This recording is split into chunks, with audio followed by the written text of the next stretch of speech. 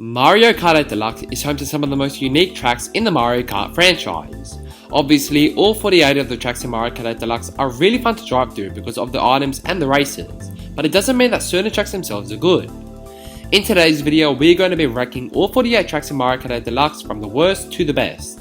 This video, by the way, was inspired by Nathanial Bandy. He did a video like this on his channel first, so please go check that video out after this one. Also, please remember that this list is solely our opinion and it's okay to disagree. If you do, which you probably will, please leave your list or top 5 in the comments below. With all that out of the way, let's get started. Coming in at 48 and the lowest spot on our list, we have Excite Bike Arena. There's nothing new exciting about this course as it's literally just an oval with a few turns and bumps. Coming in at number 47, we have Toad's Turnpike. This is just such a bland and dark track with a few cars coming from the opposite direction, which is actually super easy to avoid. At number 46, we have Donut Plains 3.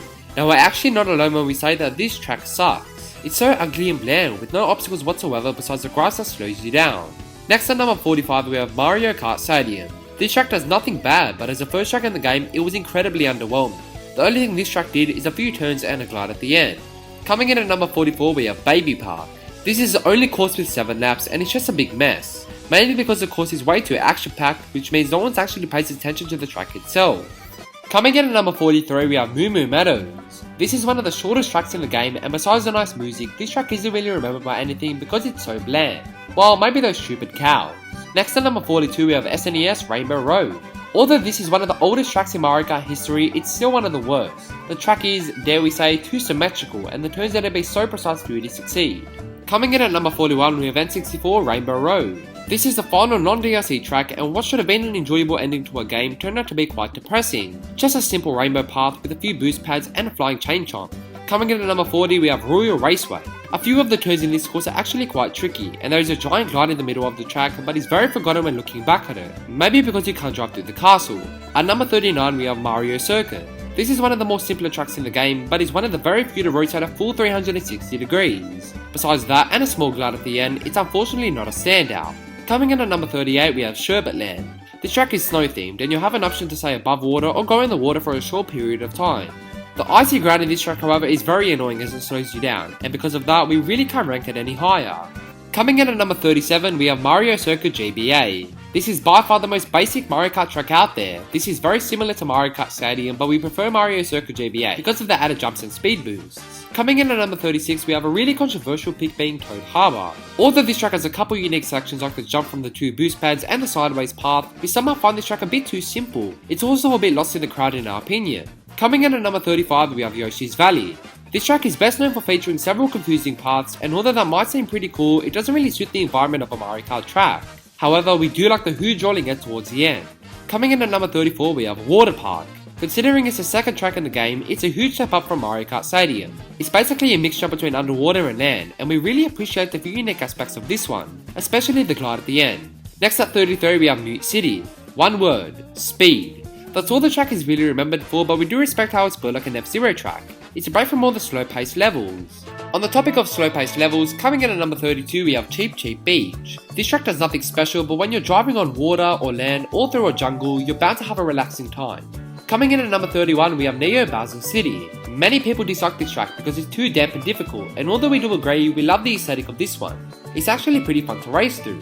Coming in at number 30, we have Dry Dry Desert. If this was solely based off the first half, this would be at the bottom of the list. Nothing special and just too bland. But the second half of the track showcases a giant hole which you can get sucked into and an oasis. Although nothing crazy, it's pretty unique for a desert track. At 29, we have Ice Ice Outpost. This track tries to be different from other ice ages by splitting the path in two, but all it really does is take away the aesthetic of the level. But besides that, it's not half bad, especially since there are a few shortcuts and a big glide at the end. Coming in at number 28, we have Yoshi's Circuit. It does nothing to stand out amongst all the tracks in the game, but it stands out most in terms of the circuits. If you have a mushroom, you can boost right through a waterfall, which is pretty unique. Also, some of the drifts are pretty difficult to perfect, which makes the results more unpredictable. Coming in at number 27, we have Dolphin Shoals. Unfortunately, the swimming mechanics prevented this track from placing any higher on the list, but it had its good moments. The giant eel, the multiple paths, and the breathtaking soar at the end, just to name a few. Coming in at number 26, we have Bone Dry Dunes. This track seems to be criticised by players, but we don't find it that bad. Sure, some parts could have been less bland, but the aesthetic and the concept itself was great in our opinion. We especially liked that separate path before the glide. Next at number 25, we have Thump Ruins. For some reason, this is a track that used to be one of our favourites, and although it's not bad, it's not fantastic.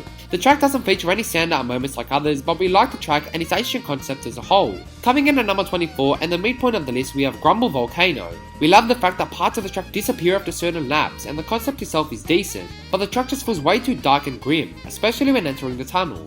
Next at number 23 we have Rainbow Road. Although this track defeats the previous two Rainbow Roads on the list, it's definitely not the best Rainbow Road of all time. The track does nothing that stands out, well, besides the phenomenal space station section that is. The path does split into two, and there is an epic shortcut you can get because of it, but besides that, there's nothing really else to talk about. Coming in at number 22, we have Wario Stadium.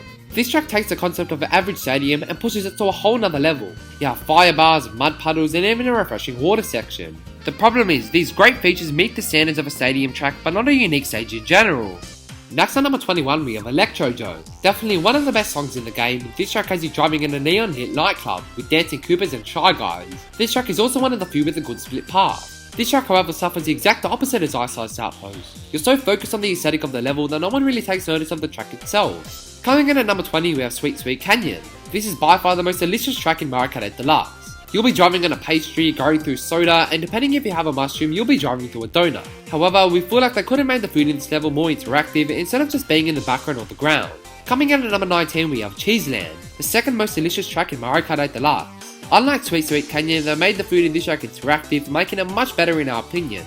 As a bonus, there are a few shortcuts. However, with the added holes in the ground, driving becomes much more difficult and much more messy. Coming in at number 18 we have Super Bell Subway. There are so many different paths you can take in this track, and each one has a cool aspect. When driving, the trains are coming your way, serving as an obstacle.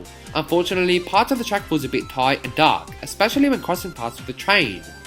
Coming in at number 17 we have Medley Motorway, or Music Park if you're from the US. With the track made entirely dedicated to music, you know the song's gonna be great, and that's not the only good part. You'll be driving across pianos, bouncing on drums, and gliding past some bouncing notes bopping to the beat. Coming in at number 16 we have Animal Crossing. The track itself is pretty good, being located at a village next to a beach. But the best part is that every time you load up the track, it's a different season. That is a great idea for a Mario Kart track. Our favourite is the winter, especially because of the Christmas vibes. Next at number 15 we have Wario's Gold Mine. Are there even any words to describe the adrenaline rush at the beginning of the track? Throughout this course you'll be riding through a gold mine with bats, gold miners, slopes, and even a huge jump towards the middle. The track is dark at some points, making it a bit annoying, but besides that, it's a great track. Coming in at number 14 we have Tick-Tock Clock. It's amazing that such a random theme could call for some amazing sections in a track. Tick-Tock Clock showcases moving clock hands which racers can drive on, moving gears which racers can glide over, pendulums, and much more. Coming in at number 13 we have Twisted Mansion. We've seen a lot of spooky levels in Mario Kart, but this has to take the cake as the most unique. You can boost through a bookshelf, drive underwater with fish bones, glide over a fountain, and avoid knights trying to squash you with an axe. How fun. Next at number 12 we have DK Jungle. You would expect this course to be solely based off a jungle, but we get way more than that. Along with the cool forest section we get a huge banana temple. We also get an amazing gliding section towards the end. From one jungle level to another, coming in at number 11 we have Wild Woods. We prefer this over DK Jungle as there is just much more to do. You get to drive on the trunk of a tree, race on a boardwalk with the Shy Guys, experience a beautiful gliding section, rush down a river with water that increases your speed, and speed race to and from lily pads. Coming in at number 10 we have Sunshine Airport. We're amazed how the creators of this track can make an airport so fun. You'll drive across a terminal, hop across conveyor belts, go inside a plane, and glide onto an anti-gravity platform where you can see the planes take off. It's a relaxing yet exciting track. Coming in at number 9 we have Cloudtop Cruise. As you can tell by the track name, this track is solely based off clouds. You'll jump off Bowser balloons and ride in an airship, but the main highlight has to be when you glide into a thundercloud. It's literally so electrifying, with lightning making its way onto some boost pads. Coming in at number 8 we have Hyrule Circuit, the only Zelda based Mario track there is. It starts off pretty cool in a Hyrule field, and that's when you should notice that the coins are actually rupees. You'll then take a gliding pad all the way to Hyrule Castle. Here you can spin boost 3 crystals, and after doing so you can jump right through the Master Sword. This track is a great reference to Zelda and a great track in general. Coming in at the number 7 spot we have Shy Guy Falls. This track takes place in a cliffside area, and there are so many unique points in this track. The speed boost in water, the wooden bridge, and the huge glide at the waterfall are just a few examples. Plus we like the fact that there are Shy Guys to be seen, hence the name. Coming in at number 6 we have Dragon Driftway. This has to be one of the best in terms of aesthetic. This whole track takes place inside and around Gobblegut, making the turns and jumps more tight. As well as that, the loop before the finish line was just awesome. Coming in at number 5 we have Big Blue. New City ranks pretty poorly on the list, but its counterpart is one of the best in the game due to its unique sections. The entirety of this course is anti-gravity, and you would find yourself driving through a recharge path, conveyor belts, water that speeds you up, rings, and a split path. There is just so much going on without even losing concentration of the aesthetic.